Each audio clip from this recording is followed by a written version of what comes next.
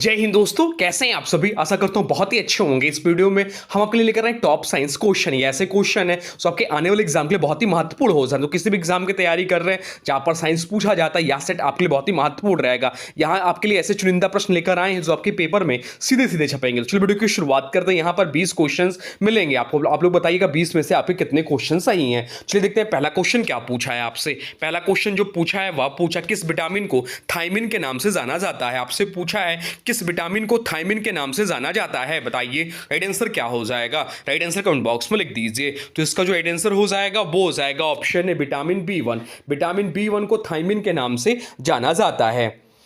Vitamin B 1 पानी में घुलनशील विटामिन है। विटामिन बी 1 जो है पानी में घुलनशील विटामिन या शरीर में कार्बोहाइड्रेट के मेटाबॉलिज्म में सहायक होता है। इसकी कमी से बेरी बेरी नामक रोग होता है। चलिए विटामिन एवं उनके रासायनिक नाम बताते हैं आपको। तो विटामिन ए का रासायनिक नाम रेटिनॉल होता है। विटामिन बी 1 का रासायनिक नाम थायमिन होता है। विटामिन बी 2 इसका रासायनिक नाम राइबोफ्लेविन होता है। विटामिन बी 9 इसका रासायनिक नाम फॉलिक एसिड होता है। और विटामिन बी 12 इसका रासायनिक नाम साइकोकोबालामिन होता है। विटामिन सी का रासायनिक नाम ध्यान रखिए। विटामिन सी का रासायनिक नाम एस्कॉर्बिक एसिड होता है। और विटामिन डी का रासायनिक नाम कैल्सीफेरॉल होता है। और विटामिन ई का रासायनिक नाम जो होता है टोकोफेरॉल होता है। ये सब नाम ध्यान रखिएगा। अब चलते हैं अगले प्रश्न को देखते हैं। अगला प्रश्न क्या पूछा है आपसे। अगला प्रश्न जो पूछा है वह पूछा है मोबाइल फोन का आविष्कार किसने किया था। आपसे पूछा है कि मोबाइल फोन का आविष्कार किसने किया था। और अभी जो ग्रुप डी एग्जाम में हुआ था इसमें 2 शिफ्टों में यह प्रश्न पूछा था। अब बताइए इसका राइट आंसर क्या हो जाएगा। तो इसका जो राइट आंसर है वो है ऑप्शन सी मार्टिन कूपर। इस प्रश्न का राइट आंसर हो जाएगा। ऑप्शन सी इस प्रश्न का राइट आंसर हो जाएगा। मोबाइल फोन का आविष्कार अमेरिकी इंजीनियर मार्टिन कूपर ने किया था। चलिए प्रमुख आविष्कार एवं आविष्कारक बताते हैं जो आपके एग्जाम के दृष्टि से इंपॉर्टेंट है। टेलीफोन का ध्यान रखिए। टेलीफोन के जो आविष्कारक हैं अलेक्जेंडर ग्राहम बेल हैं। टेलीविजन का जॉन लुगी बियर्ड है। इंसुलिन की खोज किसने की। तो इंसुलिन की खोज फ्रेडरिक बेंटिंग ने की थी। डायनामाइट का खोज किसने किया। तो अल्फ्रेड नोबेल ने किया था। डीजल इंजन रुडोल्फ डीजल ने किया था। कार्बन डाइऑक्साइड की खोज किसने की। तो जोसेफ ब्लेक ने की थी। हाइड्रोजन की खोज ध्यान रखिएगा। हाइड्रोजन की खोज जो की थी वो की थी आपकी हेनरी कैवेंडिश ने। ऑक्सीजन की खोज जोसेफ प्रिस्टली ने की थी। एक्सरे की खोज किसने की थी। तो एक्सरे की खोज विलियम रॉटहेंजन ने की थी। इंटरनेट की खोज किसने की थी। बहुत ज्यादा इंपॉर्टेंट है। तो बिंड सर्फ और बॉब कोहन ने किया था। अब चलते हैं अगले प्रश्न को देखते हैं। अगला प्रश्न क्या पूछा है आपसे। अगला प्रश्न जो पूछा है वह पूछा है वायुमंडल में ओजोन को मापने के लिए यूवी स्पेक्ट्रोमीटर किसने विकसित किया था। आपसे पूछा कि वायुमंडल में ओजोन को मापने के लिए यूवी स्पेक्ट्रोफोटोमीटर किसने विकसित किया था। बताइए राइट आंसर क्या हो जाएगा। राइट आंसर कमेंट बॉक्स में लिख दीजिए। तो इसका जो राइट आंसर हो जाएगा वो हो जाएगा ऑप्शन ए। ऑप्शन ए इस प्रश्न का राइट आंसर हो जाएगा। प्रोफेसर जीएमबी डॉप्सन वायुमंडल में ओजोन को मापने के लिए स्पेक्ट्रोफोटोमीटर विकसित करने का श्रेय जाता है प्रोफेसर जीएम डॉप्सन को।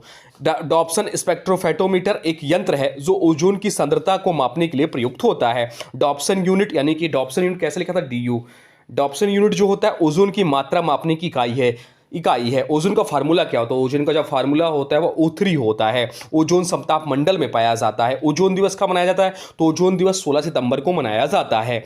ओजोन संरक्षण से संबंधित मॉन्ट्रियल प्रोटोकॉल जिसका मापन डॉप्सन यूनिट में किया जाता है। अब चलते हैं अगले प्रश्न को देखते हैं। अगला प्रश्न क्या पूछा है आपसे। अगला प्रश्न जो पूछा है वह पूछा पीतल किसका मिश्र धातु है। आपसे पूछा कि पीतल जो है किसका मिश्र धातु है। बताइए राइट आंसर क्या हो जाएगा। राइट आंसर कमेंट बॉक्स में लिख दीजिए। तो राइट आंसर जो हो जाएगा वो हो जाएगा ऑप्शन बी तांबा और जस्ता का। ऑप्शन बी इस प्रश्न का राइट आंसर हो जाएगा। पीतल जो है तांबा और जस्ता का मिश्र धातु है। पीतल एक मिश्र धातु है जो तांबा और जस्ता से मिलकर बनती है। इसमें सामान्यतः तांबा 60 से 70% और जस्ता 30 से 40% पाया जाता है। यह मिश्र धातु चमकदार पीले रंग की होती है जो विद्युत सुचालकता जंग रोधकता और लचक के कारण इसका उपयोग होता है। इसका उपयोग जो होता है वह संगीत वाद्य यंत्रों में नल में सजावटी वस्तुओं में स्क्रू व कॉटेज बनाने में किया जाता है। बाकी विकल्पों की बात करें तो तांबा और टिन जो दिया ऑप्शन ए यह कांसा का मिश्रण है। लोहा और कार्बन या इस्पात का मिश्रण है। एल्युमिनियम और तांबा या डुरालुमिन नामक मिश्र धातु बनता है इससे। अब चलते हैं अगले प्रश्न को देखते हैं। अगला प्रश्न क्या पूछा है आपसे। अगला प्रश्न जो पूछा है वह पूछा है मनुष्य के शरीर में इंसुलिन का निर्माण कहां पर होता है। आपसे पूछा है कि मनुष्य के शरीर में इंसुलिन का निर्माण कहां पर होता है। बताइए राइट आंसर क्या हो जाएगा। राइट आंसर कमेंट बॉक्स में लिख दीजिए। तो राइट आंसर जो हो जाएगा वो हो जाएगा ऑप्शन सी अग्नाशय इस प्रश्न का राइट आंसर हो जाएगा। ऑप्शन सी इस प्रश्न का राइट आंसर हो जाएगा। इंसुलिन एक हार्मोन है जो रक्त में ग्लूकोज यानी कि शुगर के स्तर को नियंत्रित करता है। यह अग्नाशय में स्थित लैंगर हैंस की दीपिकाएं नामक विशेष कोशिकाओं के बीटा कोशिकाओं द्वारा पाया पाया जाता है। इंसुलिन का कार्य क्या है? तो इंसुलिन का जो प्रमुख कार्य है वो है रक्त से ग्लूकोज को कोशिकाओं में पहुंचाना, ग्लूकोज को ग्लाइकोजन के रूप में संग्रह करना, मधुमेह जैसी बीमारियों को रोकने में सहायक। अब चलते हैं अगले प्रश्न को देखते हैं। अगला प्रश्न क्या पूछा है आपसे? अगला प्रश्न जो पूछा है वह पूछा है न्यूटन के किस नियम को गैलीलियो का नियम कहा जाता है? आपसे पूछा कि न्यूटन के किस नियम को गैलीलियो का नियम कहा जाता है, बताइए इसका राइट आंसर क्या होगा? राइट आंसर कमेंट बॉक्स में लिख दीजिए। तो इसका जो राइट आंसर हो जाएगा वो हो जाएगा ऑप्शन ए, न्यूटन की गति का प्रथम नियम। इस प्रश्न का राइट आंसर हो जाएगा न्यूटन की गति का प्रथम नियम। न्यूटन का पहला नियम जड़त्व का नियम या कहता है कोई वस्तु तब तक विश्राम या समान वेग में गति करती रहती है जब तक उस पर कोई बाह्य बल न लगाया जाए। इस नियम की अवधारणा सबसे पहले गैलीलियो गैलीली ने दी थी। बाद में आइजैक न्यूटन ने इसे अपने प्रथम गति नियम के रूप में स्थापित किया, इसलिए इस नियम को कभी कभी गैलीलियो का भी नियम कहा जाता है। अब चलते हैं अगले प्रश्न को देखते हैं। अगला प्रश्न क्या पूछा है आपसे? अगला प्रश्न जो पूछा है वह पूछा कोशिका को एक निश्चित रूप कौन प्रदान करती है? आपसे पूछा है कि कोशिका को एक निश्चित रूप कौन प्रदान करती है, बताइए राइट आंसर क्या हो जाएगा? राइट आंसर कमेंट बॉक्स में लिख दीजिए। तो राइट आंसर जो हो जाएगा वो हो जाएगा ऑप्शन डी, कोशिका भित्ति। इस प्रश्न का राइट आंसर हो जाएगा। कोशिका भित्ति एक कठोर बाहरी परत होती है जो पौधों, कवकों और कुछ बैक्टीरिया की कोशिकाओं में पाई जाती है। या कोशिका को एक निश्चित आकार देती है, कोशिका को संरक्षण और मजबूती प्रदान करती है, जल संतुलन बनाए रखने में मदद करती है। केवल पौधों में ही होती है कोशिका भित्ति, इसलिए पौधों की कोशिकाएं कठोर और स्थिर रूप की होती हैं। अब चलते हैं अगले प्रश्न को देखते हैं। अगला प्रश्न क्या पूछा है आपसे? अगला प्रश्न जो पूछा है वह पूछा है सोडियम और पोटेशियम को किसमें डुबा कर रखा जाता है? आपसे पूछा है कि सोडियम और पोटेशियम को किसमें डुबा कर रखा जाता है, बताइए राइट आंसर क्या हो जाएगा? राइट आंसर कमेंट बॉक्स में लिख दीजिए। देखते हैं आपका आंसर सही होता है या गलत। तो इसका जो राइट आंसर हो जाएगा वो हो जाएगा ऑप्शन सी, कैरोसिन। इस प्रश्न का राइट आंसर हो जाएगा। सोडियम और पोटेशियम अत्यधिक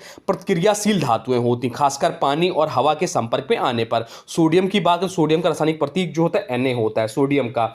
इस सोडियम का परमाणु क्रमांक जो होता है 11 होता है। सोडियम का परमाणु क्रमांक जो होता है 11 होता है। सोडियम किस समूह का तत्व है? तो क्षारीय धातु समूह का तत्व है। और जो इसकी बात करें मैग्नीशियम का, तो मैग्नीशियम का जो प्रतीक होता है वो आपका K होता है। पोटेशियम का K होता है और इसका परमाणु क्रमांक जो होता है पोटेशियम का वह होता है 19, या प्राकृतिक अवस्था धातु के रूप में पाई जाती है। रंग और स्वरूप जो होता है इसका हल्की चांदी जैसी धातु है। अब चलते हैं अगले प्रश्न की ओर, देखते हैं अगला प्रश्न क्या पूछा है आपसे। अगला प्रश्न जो पूछा है वह पूछा है निम्नलिखित में से कौन सी अधातु सबसे अधिक विद्युत ऋणात्मक है? आपसे पूछा है कि निम्नलिखित में से कौन सी अधातु सबसे अधिक विद्युत ऋणात्मक है, बताइए राइट आंसर क्या हो जाएगा? राइट आंसर कमेंट बॉक्स में लिख दीजिए। तो राइट आंसर जो हो जाएगा वो हो जाएगा ऑप्शन बी, फ्लोरीन। इस प्रश्न का राइट आंसर हो जाएगा फ्लोरीन। इसका प्रतीक जो होता है कैपिटल F होता है। इसका परमाणु क्रमांक जो होता है वो 9 परमाणु क्रमांक होता है। परमाणु द्रव्यमान जो इसका होता है 18.998 होता है। आवर्त सारणी में स्थान जो समूह 17 में, हैलोजन समूह आवर्ती 2। अब चलते हैं अगले प्रश्न को देखते हैं। अगला प्रश्न क्या पूछा है आपसे? अगला प्रश्न जो पूछा है वह पूछा निम्नलिखित में से कौन सा जल जनित रोग है? आपसे पूछा है कि निम्नलिखित में से कौन सा जल जनित रोग है, बताइए राइट आंसर क्या हो जाएगा? राइट आंसर कमेंट बॉक्स में लिख दीजिए। तो इसका जो राइट आंसर हो जाएगा वो हो जाएगा ऑप्शन बी, टाइफाइड। इस प्रश्न का राइट आंसर हो जाएगा ऑप्शन बी। इस प्रश्न का राइट आंसर हो जाएगा टाइफाइड एक जल जनित संक्रमण है जो साल्मोनेला टाइफी नामक बैक्टीरिया से होता है या प्रदूषित जल या भोजन के सेवन से फैलता है। इसका प्रमुख लक्षण है तेज बुखार, पेट दर्द, दस्त या कब्ज, कमजोरी आदि। इसके बचने के लिए स्वच्छ पानी का सेवन और अच्छी सफाई आवश्यक है। टाइफाइड के जांच के लिए बिडाल टेस्ट किया जाता है। अब चलते हैं अगले प्रश्न को देखते हैं। अगला प्रश्न क्या पूछा है आपसे? अगला प्रश्न जो पूछा है वह पूछा है पौधों में पत्तियों की सतह पर मौजूद छोटे छोटे छिद्रों का नाम बताइए। आपसे पूछा है कि पौधों में पत्तियों की सतह पर मौजूद छोटे छोटे छिद्रों का नाम बताइए। राइट आंसर क्या हो जाएगा? चलिए बता दीजिए राइट आंसर क्या हो जाएगा?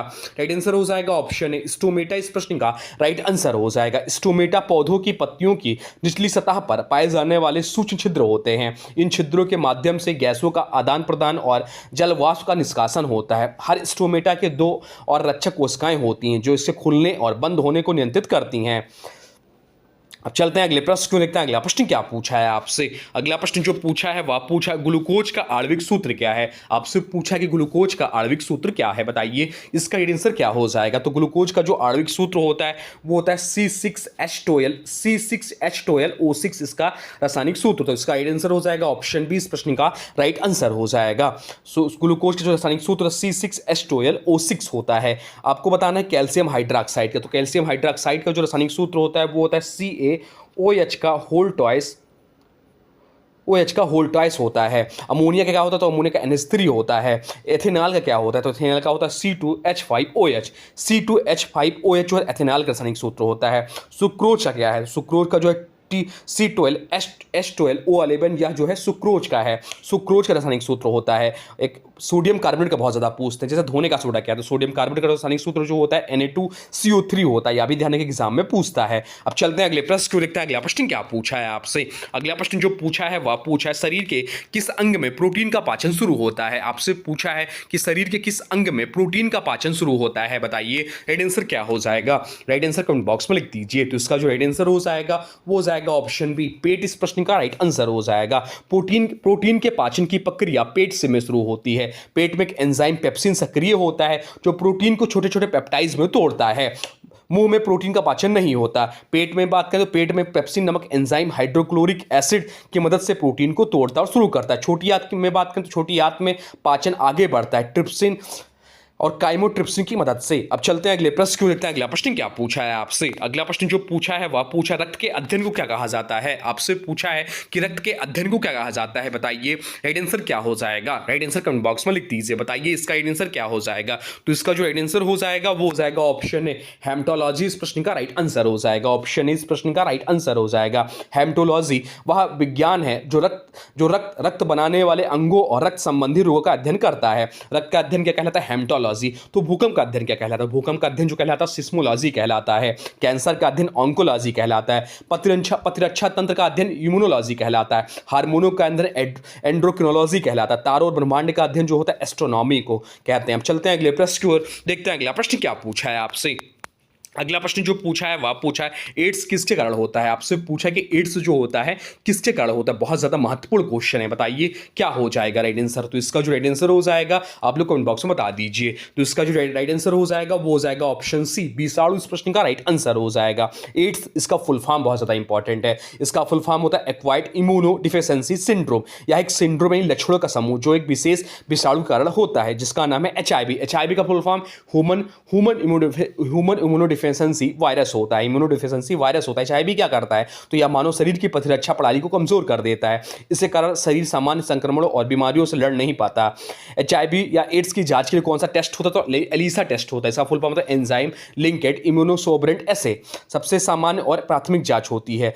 विश्व एड्स दिवस मनाया कब जाता है, तो विश्व एड्स दिवस जो मनाया जाता है 1 दिसंबर को मनाया जाता है। यह भी ध्यान रखिएगा। अब चलते हैं अगले प्रश्न को देखते हैं। अगला प्रश्न क्या पूछा है आपसे। अगला प्रश्न जो पूछा है वह पूछा है ब्यूबिट्रॉल किस यौगिक का सामान्य नाम है। आपसे पूछा है कि ब्यूबिट्रॉल जो है किस यौगिक का सामान्य नाम है, बताइए राइट आंसर क्या हो जाएगा। तो राइट आंसर जो हो जाएगा वो हो जाएगा ऑप्शन है CuSO4 CuSO4 कॉपर सल्फेट पेट्राहाइड्रेट बोलते हैं। इसे ब्यूबिट्रॉल भी कहा जाता है। ब्यूबिट्रॉल इसका रासायनिक नाम है कॉपर सल्फेट पेट्राहाइड्रेट, जिसका सूत्र जो था CuSO4 होता है। या नीले रंग का क्रिस्टलीय यौगिक होता है, इसलिए इसे ब्यूबिट्रॉल कहा जाता है। इसका उपयोग कृषि में कीटनाशक के रूप में, जैसे बोल्डो मिश्रण में, प्रयोगशालाओं में, रासायनिक परीक्षणों में, विद्युत अपघटन में इसका प्रयोग होता है। अब चलते हैं अगले प्रश्न को देखते हैं। अगला प्रश्न क्या पूछा है आपसे।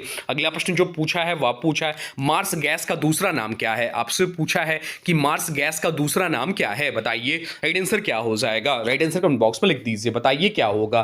तो राइट आंसर जो हो जाएगा वो जाएगा ऑप्शन सी, मेथेन। इस प्रश्न का राइट आंसर हो जाएगा। मार्स गैस का रासायनिक नाम जो होता है मेथेन होता है, जिसका रासायनिक सूत्र CH4 होता है। इसका रासायनिक सूत्र CH4 होता है। यह गैस दलदली क्षेत्रों, झीलों और सड़ने गलने वाले पौधों के अवशेषों से निकलती है, इसलिए इसे मार्स गैस कहा जाता है। मेथेन एक रंगहीन और गंधहीन गैस है जो अत्यंत ज्वलनशील होती है। मेथेन प्राकृतिक गैस का मुख्य घटक लगभग 85% होता है। इसे बायोगैस में भी पाया जाता है जो गोबर अपशिष्ट आदि के गठन से बनती है। बाकी विकल्पों की बात करें तो एथेन इसका रासायनिक सूत्र C2H6 या भी प्राकृतिक गैसों में पाया जाता है। या पर यह मुख्य घटक नहीं है। प्रोपेन की बात करें तो प्रोपेन की जो रासायनिक सूत्र होता है C3H8 होता है, LPG गैस का एक घटक है। और ब्यूटेन की बात करें C4H10 LPG का दूसरा प्रमुख घटक है। अब चलते हैं अगले प्रश्न को देखते हैं। अगला प्रश्न क्या पूछा है आपसे। अगला प्रश्न जो पूछा है वह पूछा है राइबोसोम का मुख्य कार्य क्या है। आपसे पूछा है कि राइबोसोम का मुख्य कार्य क्या है, बताइए राइट आंसर क्या हो जाएगा।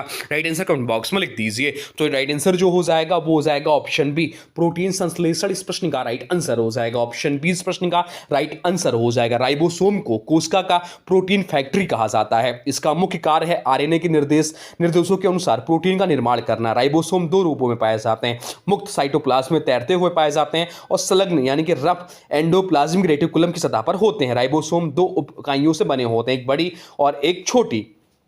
अब चलते हैं अगले प्रश्न की ओर, देखते हैं अगला प्रश्न क्या पूछा है आपसे। अगला प्रश्न जो पूछा है वह पूछा है हृदय रोग की रोकथाम में कौन सा विटामिन सहायक है। आपसे पूछा है कि हृदय रोग की रोकथाम में कौन सा विटामिन सहायक है, बताइए इसका राइट आंसर क्या हो जाएगा। राइट आंसर कमेंट बॉक्स में लिख दीजिए, बताइए क्या होगा। तो राइट आंसर जो हो जाएगा वो हो जाएगा ऑप्शन डी, विटामिन ई इस प्रश्न का राइट आंसर हो जाएगा। विटामिन ई जिसे टोकोफेरॉल कहते हैं, एक शक्तिशाली एंटीऑक्सीडेंट है जो शरीर के कोशिकाओं को ऑक्सीकरण से होने वाले नुकसान से बचाता है। यह रक्त में वसा को ऑक्सीकरण से रोकता है कि जिससे कोलेस्ट्रॉल का जमाव कम होता है। इस प्रकार या हृदय रोगों विशेष रूप से धमनियों में रुकावट को रोकने में सहायक है। विटामिन ई शरीर में प्रतिरक्षा प्रणाली को मजबूत करता है, त्वचा व प्रजनन तंत्र के लिए भी उपयोगी है।